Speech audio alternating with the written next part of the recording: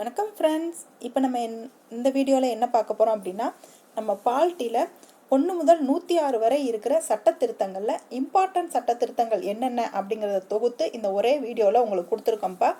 இதை வந்து நீங்கள் இது வரைக்கும் 2015 இது வரைக்கும் நடந்த டிஎன்பிஎஸ்சி ப்ரீவியஸ் கொஸ்டின் எல்லாத்தையுமே அனலைஸ் பண்ணி அதில் என்னென்ன சட்டத்திருத்தங்கள் இம்பார்ட்டண்ட்டாக கேட்டிருக்காங்கோ அந்த சட்டத்திருத்தங்கள் எல்லாத்தையுமே உங்களுக்கு தொகுத்து ப்ளஸ் புக்கில் இருக்குது எல்லாமே ரெண்டுமே சேர்த்து உங்களுக்கு தொகுத்து ஒரே வீடியோவை வந்து இதில் நம்ம கொடுத்துட்றோம்ப்பா. இதோட பிடிஎஃப் வந்து உங்களுக்கு டெலகிராமில் கொடுத்துருவோம், நீங்கள் யூஸ் பண்ணிக்கோங்க. நம்ம சேனல் பிடிச்சிருந்துச்சி அப்படின்னா சப்ஸ்கிரைப் பண்ணிக்கோங்க. டெஸ்ட் எழுத விரும்புகிறவங்க டெலகிராமில் ஜாயின் பண்ணிக்கோங்க. இப்போ வாங்க இந்த சட்டத்திருத்தங்களில் இம்பார்ட்டன்ட் எது நம்ம எக்ஸாம் ஓரியன்டாக எது கேட்டாங்க அப்படிங்கிறத பார்க்கலாம். ஃபஸ்ட்டு சட்டத்திருத்தம் எப்போ வச்சாங்க அப்படின்னா 1951 தான் முதல் சட்டத்திருத்தம் வந்து செஞ்சாங்க. அது என்னன்னு பார்த்தீங்கன்னா, நில சீர்திருத்தத்தை பாதுகாப்பதற்காக 9வது அட்டவணை சேர்க்கப்பட்டது. அதாவது நில சீர்திருத்தத்தை பாதுகாக்கிறதுக்காக 9வது அட்டவணை அப்படின்னு ஒரு புது அட்டவணையை முதல் சட்டத்திருத்தத்தில் தான் சேர்த்தாங்க. அதில் சமூக மற்றும் பொருளாதார ரீதியில் பின்தங்கிய வகுப்புகளின் முன்னேற்றத்திற்கான சிறப்பு ஏற்பாடுகள் செய்ய மாநிலத்திற்கு அதிகாரம் வழங்கப்பட்டது. அந்த சரத்து என்னன்னு பார்த்தீங்கன்னா 15(4).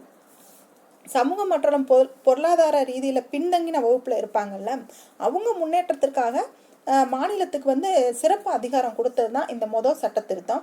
இதை வந்து 9வது அட்டவணையில் வந்து சேர்த்தாங்க. அதோட ஆர்டிக்கல் என்னென்னா 15(4). ரெண்டாவது சட்ட திருத்தம் என்னன்னு பாருங்கள். 7வது திருத்த சட்டம் தான். இது எப்போ கொண்டு வந்தாங்கன்னா 1956 மாநில மறுசீரமைப்பு அப்படிங்கிற சட்டத்திருத்தம் தான் இதில் கொண்டு வந்தாங்க.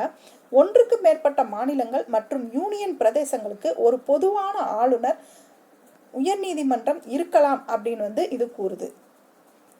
அப்போ இந்த 7வது சட்டத்திருத்தம் என்ன சொல்லுது அப்படின்னு பாருங்க.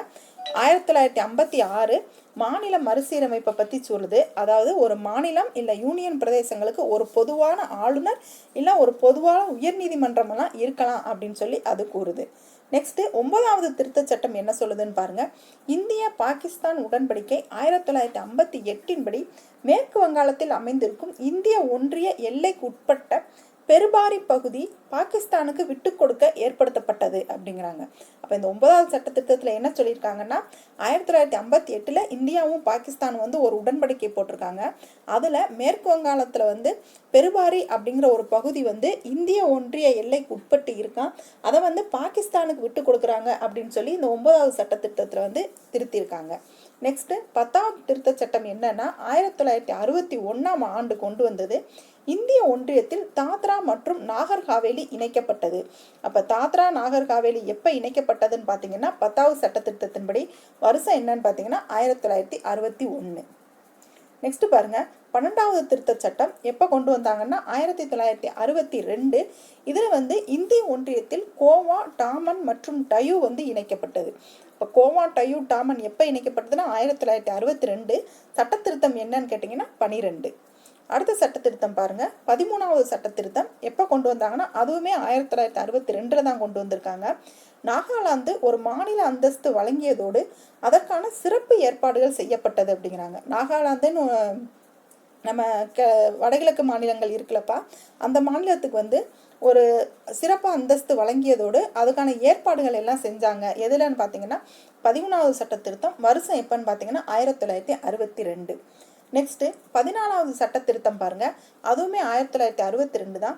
இந்திய ஒன்றியத்தில் புதுச்சேரி இணைந்தது அப்படிங்கிறாங்க. அப்போ நீங்கள் பார்த்தீங்கன்னா இந்த 14வது சட்ட திருத்தம், 13வது சட்ட திருத்தம், 12வது சட்ட திருத்தம் இது மூணுமே வந்து 1962 தான் கொண்டு வந்திருக்காங்க. அதில் என்னென்னா ஃபஸ்ட்டு கோவா, டயூ, டாமன் வந்து இந்திய ஒன்றியத்தில் இணைச்சிருக்காங்க. புதுச்சேரியும் இந்தியாவில் வந்து இந்திய ஒன்றியத்தில் இணைச்சிருக்காங்க. நாகாலாந்துக்கு வந்து சிறப்பு அந்தஸ்து கொடுத்துருக்காங்க. இதை வரிசையை ஞாபகம் வச்சுக்கோங்க. 12 வந்து கோவா, டயூ, டாமன், 13 வந்து நாகாலாந்துக்கு சிறப்பு அந்தஸ்து, 14வது வந்து புதுச்சேரி சேர்த்துருக்குது அப்படின்னு வரிசையை ஞாபகம் வச்சுக்கோங்க. மூணுமே வந்து 1962 தான். நெக்ஸ்ட் பாருங்க. 15வது திருத்த சட்டம் எப்போ கொண்டு வந்தாங்கன்னா 1963. உயர்நீதிமன்ற நீதிபதிகளின் ஓய்வு பெறும் வயதை 60லிருந்து 62 வரை அதிகரித்தது அப்படிங்கிறாங்க. அப்போ இந்த 15வது திருத்த சட்டத்தில் என்ன செஞ்சுருக்காங்கன்னா, உயர்நீதிமன்றங்களோட நீதிபதிகளின் ஓய்வு பெறும் வயதை 60லிருந்து 62 வந்து அதிகரிச்சிருக்காங்க. எந்த வருஷம்னு பார்த்தீங்கன்னா 1963. 18வது திருத்த சட்டம் என்னன்னு பாருங்க. எப்பன்னா 1966 ஒரு புதிய மாநிலத்தை உருவாக்க வந்து இது வழிவகுக்கிறது அப்படிங்கிறாங்க. ஒரு புதுசா ஒரு மாநிலம் வந்து உருவாக்கிக்கலாம் அப்படின்னு சட்ட திருத்தம் பண்றாங்க. ஒரு யூனியன் பிரதேசத்தையோ அல்லது ஒரு மாநிலத்தினுடைய யூனியன் பிரதேசத்தையோ ஒன்றாக இணைத்து ஒரு புதிய மாநிலத்தையோ அல்லது ஒரு புதிய யூனியன் பிரதேசத்தையோ உருவாக்க அதிகாரம் அளிக்கிறது. அதாவது 2 மாநிலங்களை வேணாலும் ஒன்று சேர்த்துக்கலாம், இல்லை ஒரு யூனியன் பிரதேசம் ஒரு மாநிலங்களை கூட போயினாலும் ஒன்று சேர்த்துக்கலாம். இப்படி ஒன்று சேர்த்து ஒரு புதிய மாநிலத்தை வந்து உருவாக்க வழி செய்கிறது தான் இந்த 18வது திருத்த சட்டம்ங்கிறாங்க. வருஷம் என்னன்னா 1966. நெக்ஸ்ட் பாருங்க 21வது திருத்த சட்டம். அது எப்பன்னு கேட்டிங்கன்னா 1967 8வது அட்டவணையில் சிந்தி மொழியை 15வது மொழியாக வந்து சேர்த்தாங்க. அப்போ சிந்தி மொழி 15வது மொழியாக வந்து எந்த வருஷம் சேர்த்தாங்கன்னா 1967. சட்ட திருத்தம் என்னன்னு பார்த்தீங்கன்னா 21. நெக்ஸ்ட் 24வது திருத்த சட்டம் பாருங்க 1971ஆம் ஆண்டு அடிப்படை உரிமைகள் உட்பட அரசியலமைப்பின் எந்த ஒரு பகுதியையும் திருத்தும் அதிகாரம் வந்து பாராளுமன்றத்திற்கு வழங்கப்பட்டது அப்படிங்கிறாங்க. அரசியலமைப்பு திருத்த சட்டம் முன் வரைவுக்கு குடியரசுத் தலைவர் ஒப்புதல் கொடுப்பதை வந்து கட்டாயமாக்கியதுங்கிறாங்க. ஒரு அரசியலமைப்பு திருத்த சட்டத்துக்கு வந்து குடியரசுத் தலைவரோட ஒப்புதலை கட்டாயம் வாங்கணும் அப்படின்னு சொல்றாங்க. அடிப்படை உரிமைகள் உட்பட அனைத்து அரசியலமைப்பின் எந்த ஒரு பகுதியையும் திருத்தும் அதிகாரம் வந்து பாராளுமன்றத்துக்கு இருக்கு அப்படிங்கிற சட்ட திருத்தம் என்னன்னு பார்த்தீங்கன்னா 24வது சட்ட திருத்தம். எப்போ கொண்டு வந்தாங்கன்னா 1971ஆவது ஆண்டு. நெக்ஸ்ட் 26வது திருத்த சட்டம் பாருங்க. அது எப்பன்னு பார்த்தீங்கன்னா 1971 தான். சுதேச அரசுகளின் முன்னாள் ஆட்சியாளர்களின் தனி சிறப்பு மற்றும் சலுகைகள் அகற்றப்பட்டன. சுதேச அரசுகள்னு முன்னாடி நம்ம இந்தியா சுதந்திரம் ஆகிறதுக்கு முன்னாடி இருந்தாங்கல்லப்பா, அவங்களோட தனி சிறப்பு மற்றும் சலுகைகளை வந்து 26வது சட்ட திருத்தத்தின்படி அகற்றிட்டாங்க. எந்த வருஷம்னா 1971. நெக்ஸ்ட் 27வது திருத்த சட்டம் எப்பன்னு பார்த்தீங்கன்னா 1971. சில ஒன்றிய ஆளுகைக்குட்பட்ட பகுதிகளின் நிர்வாகிகளுக்கு அவசர சட்டம் பிரசுரிப்பதற்காக அதிகாரம் அளித்தது. சில ஒன்றிய ஆளுகைக்குட்பட்ட பகுதிகள் இருக்காங்கல்ல, அவங்களோட நிர்வாகிகளுக்கு வந்து அவசர சட்டம் வந்து அவங்க பிறப்பிச்சுக்கலாம் அப்படிங்கிற அதிகாரம் எந்த திருத்த சட்டம் மூலயமா கொடுத்தாங்கன்னா 27வது திருத்த சட்டம். வருஷம் எப்பன்னு பார்த்தீங்கன்னா 1971. அப்போ இந்த 1971 பார்த்தீங்கன்னா 3 சட்ட திருத்தம் வருது. 24, 26, 27. 24 படி அரசமைப்பு திருத்த சட்டம் முன் வரைவுக்கு வந்து கண்டிப்பாக குடியரசுத் தலைவர் ஒப்புதல் வாங்கணும் அப்படிங்கிறது தான் 24. 26 வந்து சுதேச அரசுகளுக்கு வந்து தனி சிறப்புரிமை வந்து ரத்து பண்றாங்க. 27 வந்து ஒன்றிய ஆளுகைக்குட்பட்ட பகுதிகளுக்கு வந்து அவசர சட்டம் வந்து பிறப்பிக்க வந்து வழிவகை செய்கிறாங்க. நெக்ஸ்ட் 31வது திருத்த சட்டம் பாருங்க. அது எப்பன்னு பார்த்தீங்கன்னா 1972. மக்களவை எண்ணிக்கை 525 545 அதிகரிப்பு. இப்போ மக்களவை எண்ணிக்கை 525 545 எப்போ அதிகரிச்சதுன்னா 1972. சட்ட திருத்தம் என்னன்னு பார்த்தீங்கன்னா 31வது திருத்த சட்டம். இந்த 1972 நிறைய சட்ட திருத்தம் பண்ணியிருப்பாங்கப்பா, அதை கவனமாக 1 by 1 நீங்கள் பார்த்துக்கோங்க. நெக்ஸ்ட் 33வது திருத்த சட்டம் எப்பன்னு பார்த்தீங்கன்னா 1974ஆம் ஆண்டு. அதில் என்ன சொல்லியிருக்காங்கன்னா நாடாளுமன்ற உறுப்பினர்கள் மற்றும் மாநில சட்டமன்ற உறுப்பினர்களின் பதவி விலகலை சபாநாயகர் அல்லது தலைவர் மட்டுமே ஏற்க முடியும், அதுவும் அவர்கள் திருப்தி அடைந்தால் மட்டுமே. அதாவது ஒரு நாடாளுமன்ற உறுப்பினரோ ஒரு சட்டமன்ற உறுப்பினரோ வந்து அந்த பதவி வேண்டாம் அப்படின்ட்டு ராஜினாமா பண்றாங்க அப்படின்னா அதை வந்து சபாநாயகர் இல்லைன்னா தலைவர் மட்டும்தான் அதை ஏற்கணுமா, அதுவுமே அவங்க திருப்தி அடைஞ்சா மட்டும்தான் அது வந்து ஏற்றுக்கொள்ளப்படும் அப்படிங்கிற திருத்த சட்டம் என்னன்னு பார்த்தீங்கன்னா 33வது திருத்த சட்டம். எந்த வருஷம்னா 1974.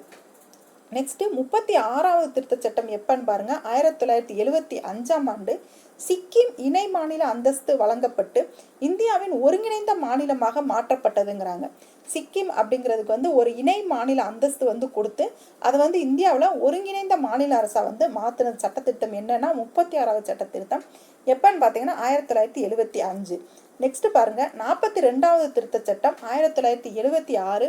இதை வந்து குறு அரசியலமைப்பு அரசியலமைப்பு திருத்த சட்டம்னே சொல்லுவாங்க. ஏன்னா அவ்வளோ திருத்த சட்டங்கள் வந்து இந்த 42வது திருத்த சட்டத்தில் கொண்டு வந்திருப்பாங்க 1976வது வருஷத்துல. இதுல என்னென்ன திருத்த சட்டம்னு பாருங்க. இந்த சட்ட திருத்தம் சிறு அரசமைப்பு என்று அழைக்கப்படுகிறது. ஸ்வர்ணசிங் குழுவின் பரிந்துரையின் பெயர்ல வந்து இது கொண்டு வரப்பட்டதுங்கிறாங்க. மதசார்பற்ற ஒருமைப்பாடு சமதர்மம் ஆகிய சொற்கள் வந்து முகவுரையில வந்து சேர்த்திருப்பாங்க. குடிமக்களுக்கான அடிப்படை கடமைகள் வந்து பகுதி 4A வந்து சேர்க்கப்பட்டுள்ளதுங்கிறாங்க. அமைச்சர்களின் ஆலோசனை முடிவுகள் மூலம் குடியரசுத் தலைவரை கட்டுப்படுத்தவும் வழிவகை செய்ததுங்கிறாங்க. சட்டப்பிரிவு 32A சமநீதி மற்றும் இலவச சட்ட நீதி வந்து வழங்கப்படும் அப்படிங்கிறது வந்து இந்த சட்ட திருத்தத்தின் மூலமா தான் கொண்டு வந்தாங்க. சட்டப்பிரிவு 43A தொழிற்சாலைகளின் நிர்வாகத்தில் தொழிலாளர்களின் பங்கேற்பு ஆகியவை சேர்க்கப்பட்டது. மாநில பட்டியலில் இருந்து 5 துறைகள் பொதுப்பட்டியலுக்கு மாற்றப்பட்டன. இது எல்லாமே முக்கியமான சட்ட திருத்தம் தான்ப்பா. இது போக இன்னும் 2-3 சட்ட திருத்தம் இருக்கும். அது என்னங்கிறத நம்ம பின்னாடி வர்ற கிளாஸ்ல பார்த்துக்கலாம். இது வந்து எக்ஸாம்ல ரிப்பீட்டடா கேட்ட சட்ட திருத்தம், அதனால இதை தெளிவா புரிஞ்சுக்கோங்க. 32A அப்படிங்கிறது இலவச சட்ட நீதி, 43Aங்கிறது தொழிற்சாலை நிர்வாகத்தில் தொழிலாளர்களின் பங்கேற்பு. நெக்ஸ்ட் பாருங்க, அந்த 5 இதை மாநில பட்டியலிருந்து பொதுப்பட்டியலுக்கு மாத்தினாங்க. அது என்னென்னு பார்த்தீங்கன்னா கல்வி, காடு, எடைகள், அளவுகள், பறவைகள் மற்றும் வனவிலங்குகள், பாதுகாப்பு, பிற நீதிமன்றங்களின் நீதி நிர்வாகம் ஆகியவைகள்லாம் சேர்த்து தான் அதை வந்து மாத்திருக்காங்கிறாங்க. 43வது திருத்த சட்டம் எப்பன்னு பார்த்தீங்கன்னா 1977ஆம் ஆண்டு உச்ச நீதிமன்றம் மற்றும் உயர் நீதிமன்றங்கள் நீதித்துறையின் மறு ஆய்வு மற்றும் நீதி பேராணை ஆகியவற்றின் மூலம் அதிகாரத்தை மீட்டெடுப்பது. அதாவது உச்ச நீதிமன்றம் உயர் நீதிமன்றத்துக்கு வந்து நீதி பேராணை அப்படிங்கிற ஒரு அதிகாரத்தை வந்து கொடுத்தது எதுன்னு பார்த்தீங்கன்னா 43வது திருத்த சட்டம். எப்பன்னு பார்த்தீங்கன்னா 1977. 44வது திருத்த சட்டம் எந்த வருஷம்னா 1978. அடிப்படை உரிமைகள் பட்டியலில் இருந்து சொத்துரிமை நீக்கப்பட்டு அதை சட்டப்பூர்வமாக மாற்றியது. அப்ப சொத்துரிமை வந்து எந்த திருத்த சட்டத்தின்படி நீக்கினாங்கன்னா 44வது திருத்த சட்டம். வருஷம் என்னன்னு பார்த்தீங்கன்னா 1978. நெக்ஸ்ட் 46வது திருத்த சட்டம் பாருங்க. வருஷம் எப்பன்னா 1983. மாநிலங்களுக்கு இடையேயான விற்பனை வரி விதிக்கப்பட்டது. அதாவது 2 மாநிலம் இருக்கு இல்லைங்களா, தமிழ்நாடு கர்நாடகா அப்படின்னு இருக்கு இல்லைங்களா, அது மாதிரி 2 மாநிலங்களுக்கு இடையான விற்பனை வரி விதிக்கப்பட்டது. எந்த சட்ட திருத்தம்னா 46வது சட்ட திருத்தம். வருஷம் என்னன்னு பார்த்தீங்கன்னா 1983. 52வது திருத்த சட்டம் எப்பன்னு பார்த்தீங்கன்னா 1985. இந்த திருத்த சட்டமானது நன்கு அறியப்பட்ட கட்சித்தாவல் தடை சட்டம் அப்படிங்கிறாங்க. கட்சித்தாவல் தடை சட்டம் வந்து 52வது திருத்த சட்டத்தின்படி கொண்டு வந்திருப்பாங்க. நாடாளுமன்ற மற்றும் மாநில சட்டமன்ற உறுப்பினர்கள் கட்சித்தாவல் காரணமாக பதவி இழப்பார்கள். இது தொடர்பான புதிய விவரங்கள் 10வது அட்டவணையில் வந்து சேர்க்கப்பட்டுள்ளது அப்படிங்கிறாங்க. இந்த கட்சித்தாவல் தடை சட்டம் பத்தி 52வது திருத்த சட்டத்துல சொல்லியிருப்பாங்க. எந்த வருஷம்னு பார்த்தீங்கன்னா 1985.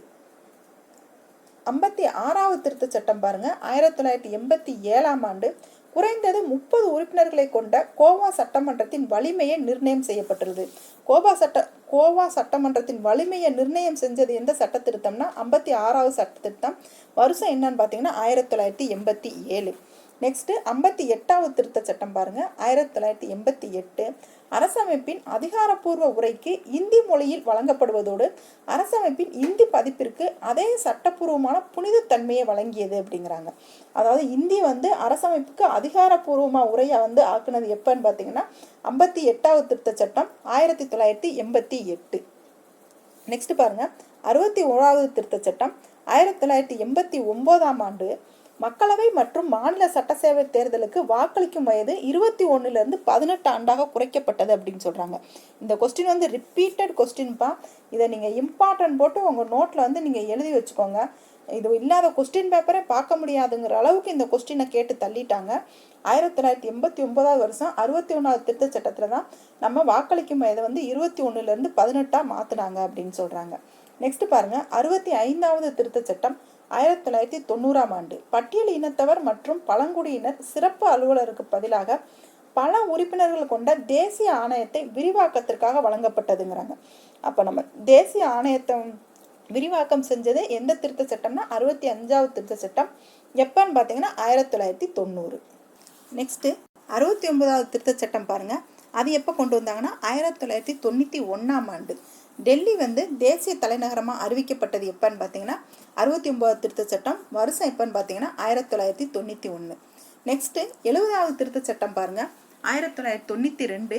டெல்லி தேசிய தலைநகர் பகுதியில் சட்டமன்ற உறுப்பினர்கள் மற்றும் புதுச்சேரி ஒன்றிய ஆளுமைக்குட்பட்ட பகுதி ஆகியவற்றின் உறுப்பினர்களை குடியரசுத் தலைவர் தேர்தலில் வந்து தேர்வாணைய குழுவில் வந்து சேர்க்க வேண்டும் அப்படிங்கிற திருத்த சட்டம் எதுன்னு கேட்டிங்கன்னா 70வது திருத்த சட்டம் 1992வது வருஷம். அதாவது நம்ம குடியரசுத் தலைவர் எலெக்ஷனுக்கு சட்டமன்ற உறுப்பினர்களும் மக்களவை உறுப்பினர்கள் தான் பங்கேற்பாங்க. இதில் வந்து டெல்லி புதுச்சேரி அப்படிங்கிற 2 யூனியன் பிரதேசத்தில் இருக்க சட்டமன்ற உறுப்பினர்களும் பங்கேற்பாங்க அப்படின்னு 70வது திருத்த சட்டத்தில் 1992வது வருஷம் கொண்டு வந்தாங்க. 71வது திருத்தச் சட்டம் எந்த வருஷம் பாருங்க, 1992. 8வது அட்டவணையில் கொங்கணி, நேபாளி, மணிப்பூரி மொழிகள் வந்து சேர்க்கப்பட்டது. இதன் மூலம் திட்டமிடப்பட்ட மொழிகளின் எண்ணிக்கை, அதாவது நம்ம அரசியலமைப்பு அட்டவணையில் சேர்க்கப்பட்ட மொழிகளின் எண்ணிக்கை வந்து 18ஆக வந்து அதிகரிச்சது அப்படின்னு சொல்றாங்க. இப்போ கொங்கணி, நேபாளி, மணிப்பூரி மொழிகள் சேர்க்கப்பட்ட சட்ட திருத்தம் என்னன்னு பார்த்தீங்கன்னா 71. வருஷம்னா 1992. 72வது சட்ட திருத்தம் பாருங்க, 1992. திரிபுராவின் சட்டமன்றத்தில் பழங்குடியினருக்கு இடஒதுக்கீடு வழங்கப்பட்டது. திரிபுராவில் இருக்கிற சட்டமன்றத்தில் பழங்குடியினருக்கு இடஒதுக்கீடு வழங்கப்பட்ட சட்ட திருத்தம்னா 72வது திருத்த சட்டம் 1992. நெக்ஸ்ட் 73வது திருத்த சட்டம் பாருங்க, 1992. பஞ்சாயத்து ராஜ் நிறுவனங்களுக்கு அரசமைப்பு தகுதியும் மற்றும் பாதுகாப்பும் அங்கீகரிக்கப்பட்டது. இதற்காக பஞ்சாயத்துக்கள் என்ற தலைப்பில் ஒரு புதிய பகுதி 9 இணைத்து பஞ்சாயத்து ராஜின் 29 பொறுமைகளையும் 11ஆம் அட்டவணையில் சேர்க்கப்பட்டது அப்படிங்கிறாங்க. பஞ்சாயத்து ராஜ் அப்படிங்கிற ஒரு நிறுவனத்துக்கு வந்து அரசமைப்பு கொடுத்த திருத்த சட்டம் எதுன்னு பார்த்தீங்கன்னா 73. வருஷம் பார்த்தீங்கன்னா 1992. இதுக்காக புதுசாக 9 அப்படிங்கிற பகுதி வந்து இணைச்சு 29 பொருண்மைகளை வச்சு அதை 11ஆவது அட்டவணையில் வந்து இந்த பஞ்சாயத்து ராஜை வந்து சேர்த்திருப்பாங்க. அடுத்து நெக்ஸ்ட் பாருங்க, 74வது திருத்த சட்டம் 1992ஆம் ஆண்டு நகர்ப்புற உள்ளாட்சி அமைப்புகளுக்கான அரசமைப்பு தகுதி மற்றும் பாதுகாப்பு வழங்கப்பட்டது. இந்த 72 இந்த 73 ரெண்டுமே வந்து 1992 தான்ப்பா. ரெண்டுமே பஞ்சாயத்து ராஜ் சம்பந்தமாக தான் சொல்லுவாங்க. 73 வந்து கிராம பஞ்சாயத்து, இந்த 74 வந்து இந்த நகர்ப்புற பஞ்சாயத்து அப்படின்னு சொல்லுவாங்க. இதற்காக நகராட்சி என்ற தலைப்பில் ஒரு புதிய பகுதி 9A இணைத்து நகராட்சி வந்து 12 பொறுமைகளையும் 12வது அட்டவணையில் வந்து 18 பொறுமைகளையும் 12வது அட்டவணையில் வந்து சேர்த்தாங்க அப்படின்னு சொல்றாங்க. நெக்ஸ்ட் 76வது திருத்த சட்டம் பாருங்க, 1994ஆம் ஆண்டு தமிழ்நாடு இடஒதுக்கீடு சட்டமானது கல்வி நிறுவனங்கள் மற்றும் மாநில பணியில் 69% இடஒதுக்கீடை வழங்கியதுங்கிறாங்க. நம்ம எல்லாத்துக்குமே இப்போ கல்வி நிறுவனங்களில் வந்து இடஒதுக்கீடு கொடுக்குறாங்கல்லப்பா, அது வந்து 69% வழங்கினது எந்த சட்ட திருத்தம்னு பார்த்தீங்கன்னா 76வது. 86வது திருத்த சட்டம் பாருங்க, 2002ஆம் ஆண்டு ஆரம்ப கல்வியை ஒரு அடிப்படை உரிமையாக்கியதுங்கிறாங்க. இப்போ ஆரம்ப கல்வியை வந்து அடிப்படை உரிமையாக்கின சட்ட திருத்தம் என்னன்னு பார்த்தீங்கன்னா 86வது சட்ட திருத்தம். வருஷம் என்னன்னு பார்த்தீங்கன்னா 2002. இது புதிதாக சேர்க்கப்பட்டுள்ள உறுப்பு 21A படி மாநிலமானது 6 முதல் 14 வயது வரையிலான அனைத்து குழந்தைகளுக்கும் இலவச மற்றும் கட்டாய கல்வி அளிப்பதை உறுதிப்படுத்துகிறதுங்கிறாங்க. ஒரு மாநிலம் வந்து 6 முதல் 14 வயது வரை இருக்கிற அனைத்து குழந்தைகளுக்கும் இலவச கட்டாய கல்வி அளிக்கணும் அப்படிங்கிற சட்ட திருத்தம் எதுன்னு பார்த்தீங்கன்னா 86வது சட்ட திருத்தம். வருஷம் 2002. அதை புதிதாக சேர்த்த உறுப்பு என்னன்னு பார்த்தீங்கன்னா 21A. சட்டப்பிரிவு 51A கீழ் அடிப்படை கடமைகள் வந்து சேர்க்கப்பட்டது. சட்டப்பிரிவு 51A கீழ் அடிப்படை கடமைகளில் ஒன்றாக இந்திய குடிமகன்கள் ஆகிய ஒவ்வொரு பெற்றோரும் மற்றும் பாதுகாவலர் தங்களது 6 முதல் 14 வயது வரையுள்ள குழந்தைகளுக்கு கல்வி கற்கும் வாய்ப்பினை கட்டாயம் ஏற்படுத்தி கொடுக்க வேண்டும் அப்படிங்கிறது வந்து இந்த 86வது சட்ட திருத்தத்தின்படி கொண்டு வந்திருப்பாங்க. நெக்ஸ்ட் 89வது திருத்த சட்டம் பாருங்க, எப்பன்னு பார்த்தீங்கன்னா 2003ஆம் ஆண்டு பட்டியல் மற்றும் பழங்குடியினருக்காக தேர்தல் ஆணையம் வந்து 2ஆக வந்து பிரிக்கப்பட்டது. எப்பன்னு பார்த்தீங்கன்னா 89வது திருத்த சட்டம். அவை பட்டியல் இனத்தவருக்கும் தேசிய ஆணையம் சட்டப்பிரிவு என்னன்னு பார்த்தீங்கன்னா 338. பழங்குடியின பிரிவினருக்கான தேசிய ஆணைய சட்டப்பிரிவு என்னன்னு பார்த்தீங்கன்னா 338A. அப்போ பட்டியல் பழங்குடியினருக்கு தேசிய ஆணையம் வந்து 2ஆக எப்போ பிரிச்சாங்கன்னா 89வது சட்ட திருத்தம் 2003. அதில் பட்டியல் இனத்தவருக்குன்னா என்ன சட்டப்பிரிவுனா 338, பழங்குடியினருக்குன்னா 338A. நெக்ஸ்ட் 91வது திருத்த சட்டம் பாருங்க, 2003ஆம் ஆண்டு கொண்டு வந்தாங்க. அமைச்சர்கள் அமைச்சரவையில் மொத்த அமைச்சர்கள் எண்ணிக்கையில் பிரதமர் உட்பட மக்களவையின் மொத்த வலிமையின் 15% வரை, அதாவது 15%க்கு மேல தாண்டக்கூடாது அப்படிங்கிற சட்டப்பிரிவு என்னன்னு பார்த்தீங்கன்னா 75(1)A. இந்த சட்ட திருத்தம் மூலம் கட்சித்தாவல் தடை சட்டத்தில் ஒரு சிறு திருத்தம் செய்யப்பட்டுள்ளது. மாநிலத்தின் அமைச்சரவையின் அமைச்சர்களின் மொத்த எண்ணிக்கை முதலமைச்சர் உட்பட 15% வந்து தாண்டக்கூடாது அப்படின்னு சொல்லியிருக்காங்க. எனினும் ஒரு மாநிலத்தின் அமைச்சர்கள் எண்ணிக்கை 12க்கும் குறைவாக இருக்கக்கூடாது அப்படிங்கிற சட்டப்பிரிவு என்னன்னு பார்த்தீங்கன்னா 164 1A. அதாவது மக்களவையிலையும் சரி மாநிலங்களவையிலையும் சரி சட்டமன்றங்களில் வந்து முதலமைச்சர் இல்லை பிரதமர் உட்பட வந்து 15% தாண்டக்கூடாது அப்படின்னு சொல்லியிருப்பாங்க. மக்களவைக்கு வந்து 75 1A, மாநிலங்களவை சட்டப்பேரவைக்கு வந்து 164 1A. நெக்ஸ்ட் 92வது திருத்த சட்டம் பாருங்க. 2003ஆம் ஆண்டு 8வது அட்டவணையில் வந்து 4 மொழிகள் வந்து சேர்த்திருப்பாங்க. அது என்னென்ன மொழினா போடா, டோங்கிரி, மைத்திலி, சாந்தலி அப்படிங்கிற 4 மொழிகள் வந்து 92வது சட்டத்திட்டத்தின்படி சேர்த்திருப்பாங்க. இதன் மூலம் வந்து நம்ம அரசியலமைப்பில் அங்கீகரிக்கப்பட்ட மொழிகளின் எண்ணிக்கை வந்து 22 வந்து இன்க்ரீஸ் ஆயிருக்கும். 96வது சட்ட திருத்தம் பாருங்க. 2011ஆம் ஆண்டு ஒடியாவை ஒரியா என மாற்றி ஒடியா மொழியை வந்து 8வது அட்டவணையில் வந்து ஒரியா அப்படின்னு உச்சரிக்கும்படி சேர்த்திருப்பாங்க. 97வது திருத்த சட்டம் 2011 ஒரு அரசியலமைப்பு அந்தஸ்து மற்றும் கூட்டுறவு சங்கங்களுக்கு பாதுகாப்பு அளிக்கிறது. அதாவது கூட்டுறவு சங்கங்களுக்கு அரசியலமைப்பு அந்தஸ்து வழங்கின சட்ட திருத்தம் எதுன்னு பார்த்தீங்கன்னா 97வது சட்ட திருத்தம். வருஷம்னா 2011. சட்டப்பிரிவு 19 கீழ் கூட்டுறவு சங்கங்களை உருவாக்குவதற்கு ஒரு அடிப்படை உரிமையை வந்து அதை அளிக்குதுங்கிறாங்க. இந்த சட்டப்பிரிவு 43B வாயிலாக கூட்டுறவு சங்கங்களின் மேம்பாட்டிற்கு புதிய மாநில கொள்கையின் வழிபாட்டு கொள்கைகளை வந்து சேர்த்துள்ளது அப்படிங்கிறாங்க. இது கூட்டுறவு சங்கங்களின் உறுப்பு 243ZH2 243ZT என்ற தலைப்பில் அரசியலமைப்பின் புதிய பகுதி 9B வந்து சேர்த்துள்ளது. அது எந்த திருத்த சட்டம்னா 97வது திருத்த சட்டம். 99வது திருத்த சட்டம் பாருங்க. 2014ஆம் ஆண்டு கொண்டு வந்தாங்க.